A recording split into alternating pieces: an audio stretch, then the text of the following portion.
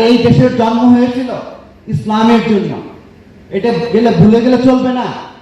আমরা কেন ভয় পাবো? We are Muslim, Muslim is our identity, এইটা কেউ ছিনাই নিতে পারবে না। তাহলে আমরা ইন্ডিয়ার অংশ থাকতাম, কলকাতার হয়তো আমরা ইন্ডিয়ান বলতাম। তার মানে মুসলিম পরিচয় নিয়ে মিলনমন্যতা করা যাবে না। আর মুসলমান ধর্ম আদর্শ সবচেয়ে বিউটিফুল, পৃথিবীতে এমন কোনো আদর্শ নাই ইসলামের ধারে কাছে নাই।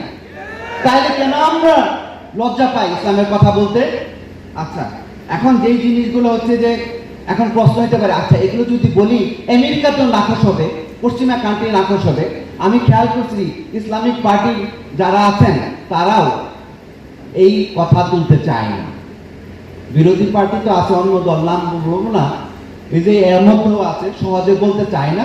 সবার ধারণা আমেরিকা নাকশ হবে, তাহলে আমরা ক্ষমতায় থাকতে পারবো না, অনেক ধাঁধার লাগে যাবে। আচ্ছা, আপনারা কেন আমরা প্রশ্ন করব না?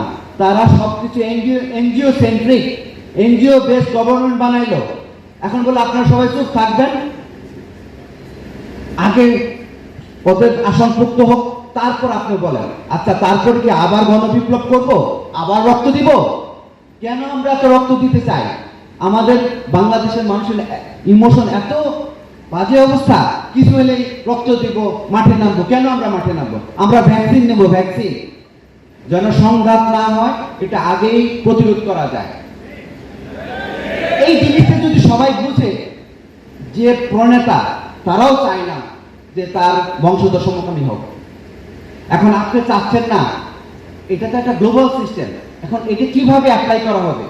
যেমন ধরেন এডুকেশন আছে, ল, আইনের মধ্যে অনেক চেঞ্জ হবে সামনে, খেয়াল রাখতে হবে। ইনক্লুসিভ হিউম্যান রাইটসের সংজ্ঞা কি? হিউম্যান রাইটস যদি বলে যে হিউম্যান রাইটস কি, এটা বলতে হবে। হিউম্যান রাইটসের মধ্যে এলজিবিটি আছে, এটাকে স্পেশালি 2011 সালে জাতিসংঘের মাধ্যমে ইনক্লুড করা হয়েছে। আর রাশিয়া বলে ট্রেডিশনাল বলো, এই দুইটার মধ্যে মানে স্নায়ু যুদ্ধ শুরু হয়েছে।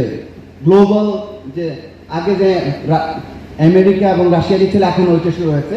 তার মানে আমাদের শব্দ সম্পর্কে খুবই সচেতন হতে হবে। শব্দ হচ্ছে সবচেয়ে বড় অস্ত্র, এবং শব্দই যুদ্ধ লাগায়। যদি ধরেন ওই সময় যদি প্রাইম মিনিস্টার যদি না বলতেন এই শব্দটা, তাহলে কিন্তু আন্দোলন হইতো না। আল্লাহ পাকের মিরাকল ঘটাই দিছে, কয়েকটা শব্দের কারণে উলট পালট হয়ে গেছে। সেই জন্য শব্দকে আমাদেরকে সবসময় প্রশ্ন করতে হবে, কিন্তু এটাই সবাই ভয় পায়। তারপরে যেমন ধরেন বিজনেস, টেক্সটাইল সেক্টর, পরিবেশ। আপনি বলেন যে পরিবেশের মধ্যে কিভাবে এলজিবিটি আছে?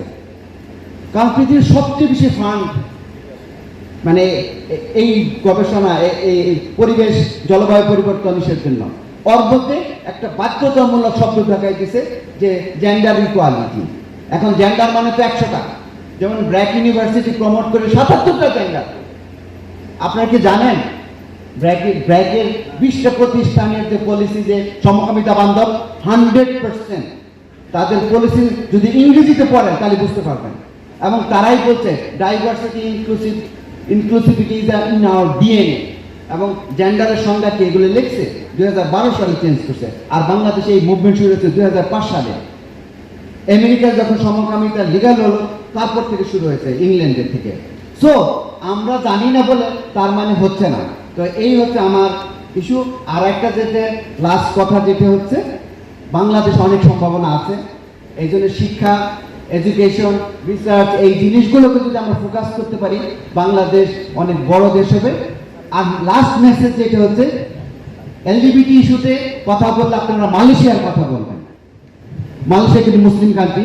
মালয়েশিয়া এত কড়া, প্রাইড মান্থের সময় ঘড়ির মধ্যে রেইনবো ফ্ল্যাগ, ওইটা যদি ওই ঘড়ি কিনে সরকার বলছে 3 বছরের জেল হবে।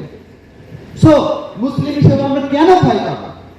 আমরা সবাই আমাদের বন্ধু হবে, নেগোসিয়েশন করবো, কিন্তু আমাদের আইডেন্টিটি ইমানের বিনিময় না।